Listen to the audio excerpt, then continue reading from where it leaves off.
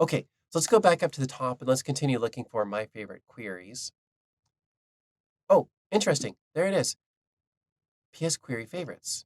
Okay, PSQRY. PSQRY, that's the prefix that Oracle uses for all of the people tools tables storing query data. PSQRY favorites. Fantastic. So I want to create a query. I want to create a query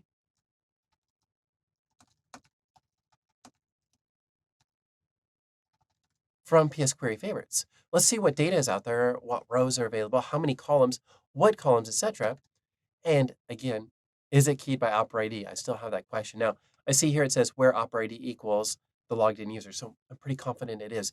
But let's look through this code here for just a minute because I think it's interesting. If the data exists in a table, then couldn't Oracle for the grid, couldn't they have just rendered that grid all by itself? Couldn't they have just allowed auto select to populate the grid? Yes. And that's what I would do. But they didn't. They used derived work fields and they're inserting a row. Right here, we'll see. Insert rows. For each row, insert a row. Interesting. So where is PeopleSoft getting its list of queries? From the session object in the advanced search queries method of the session object. Advanced search queries. True, that property says, give me the favorite queries for this logged in user. Interesting, isn't that? Now you're welcome to develop your favorite queries component the same way. You see, this list of favorite queries, this is a component, this is a page rendered online. So in a future episode, we're going to build this page with a grid rendering the list of favorite queries. Now you can, if you want to, follow Oracle's lead and use the advanced search queries method, or you can do it the way that I'm going to do it, which is create a view that selects all of the appropriate data and then populates the grid based on the data from that view. PeopleSoft handles all of the data marshaling for you. It'll determine what rows to load based off of our rowset.select. It will, or based off the component buffer. We won't have to insert any rows. We won't have to set any field properties. As we see here, for each field that's rendered in that grid, PeopleSoft is setting the field properties. Why not let the component processor do that for us? That's what we're going to do. So let's write some SQL to pull relevant information from the PS query favorites.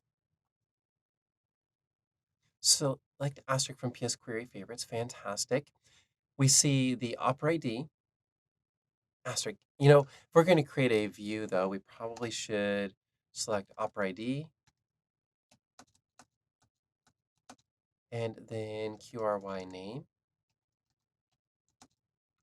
and QRY owner from PS query favorites. Okay, now we have enough data to launch a query. See, in our tile, not only do we want to see a list of our favorite queries, but we want to be able to click and launch that query. So we need to have enough details to generate the URL to launch the query. We have that. Now we need enough information to tell our users which query to click. So we have the query name, fantastic, but I think it would be helpful to also have the query description. The question is, where is the query description stored? I'm suspecting it's stored in a record that's prefixed with PSQRY and PSQuery defin. Let's take a look. PSQuery defin, what's in there? Desker. Fantastic. Okay, so back to our SQL. And how about this? We're going to have two tables joined together. So let's put a prefix on these columns. Okay, great. And I'm a fan of ANSI standard joins rather than where clause joins. PeopleSoft happens to be a fan of where clause joins. I kind of like separating them. I mean, join criteria is really criteria, isn't it? So putting it all in the where clause, hey, that's fantastic. But I like to see them separate as filter criteria versus join criteria. Now, some people would say they're the same thing. Join criteria really is filter criteria. But for me, it's just easier for me if I can see the separation. So I'm going to do that. I'm take advantage of ANSI standard SQL to do an ANSI standard inner join. So inner join, what was it? PS QRY defin on. And what's the key structure here? I want to make sure all keys are bound.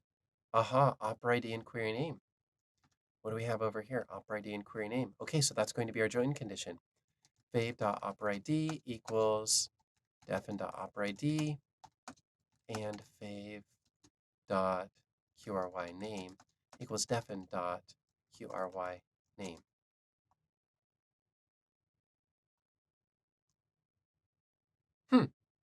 That didn't return any rows, did it? So when you're writing SQL, it's important that we recognize the key structure. We want to make sure that we bind all keys to avoid a Cartesian join so that we don't get, as some people call them, duplicate rows. We can see the key structure here is opera ID and query name. Now let's go to the query favorites record.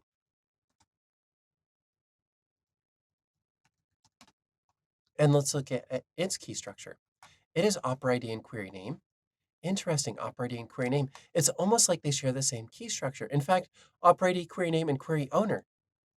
In fact, if you were to take this from PeopleSoft's relational rule, it would say that query favorites is a child record of PS query defin because it has the exact same key structure as query defin plus at least one additional key field. Or does it? Interesting. Okay, so Opera ID here in PS query defin is query owner. And Opera ID in query favorites is the logged in user. It's whose favorite is it? Whereas Opera ID here is whose query is it? Is it a user query or is it a public query? I mean, private query versus public query. In fact, if we go to PS query defin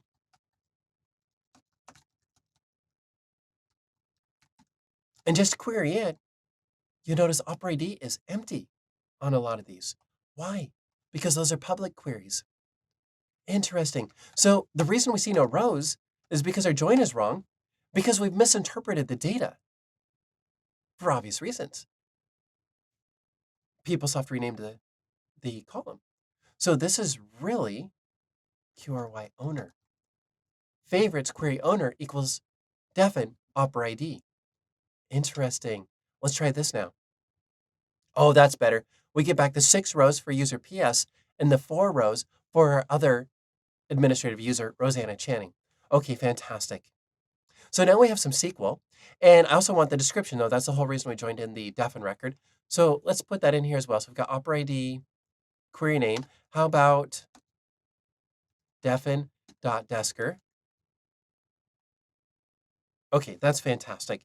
That gives us the information we need to launch the query. Query owner and query name, that's what we require to launch the query. Opera ID, whose favorites are we showing? And query name and desker, information for our user to determine which row to select. This is fantastic. Okay, next thing we need to do is create a view in Application Designer. So I'm going to copy this SQL, and then in Application Designer, I'm going to create a new view. Now, interesting, you may have noticed this. We're selecting all columns from favorites plus 1 from defin. All columns from favorite plus 1 more column. So I think the easiest way for us to create this view is to clone the existing record. Query, let's call this one. How about YT, my fave queries? VW, QRY, VW. Oh, how about my fave queries? VW. That'll work. I like it. Okay, save a copy of the people code? No, even if there was any, we wouldn't want it.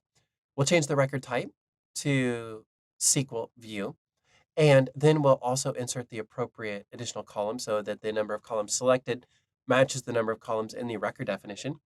So that was Desker. And we'll paste in our SQL. And, like I said, I love ANSI standard joins, the inner join syntax. PeopleSoft doesn't. Every formats it incorrectly. That's all right. I want to build the record definition, create views, execute and build. Make sure I get 0 errors, 0 warnings. Fantastic. So it's built. So now we have a data source we can use for our favorite queries tile. We have the data we want to render, which is query name and description, and we have the data to launch the query. That would be query name and query owner. The next step is to build the page that will render our query, but we'll save that for a future episode. Now, do you have more ideas for improving the PeopleSoft user interface? If so, share details in the comments below. We love to hear about your projects. Now, at JSM Pros, we teach people tools and web development concepts like this every week. Be sure to check out our website to see what we're offering next. Or here's an idea: subscribe to our LinkedIn, Facebook, and Twitter feeds to receive updates every time we post a course. Or do you have a team that wants to learn more? Give us a call and let's get something scheduled. Now, before we go, I have a question for you. Do you have a topic you'd like us to cover in a future soundbite? Let us know by sharing your idea at soundbites.jsmpros.com. Now, if you enjoyed this episode, be sure to like, share, comment, and subscribe for more content. And we look forward to seeing you in the next episode.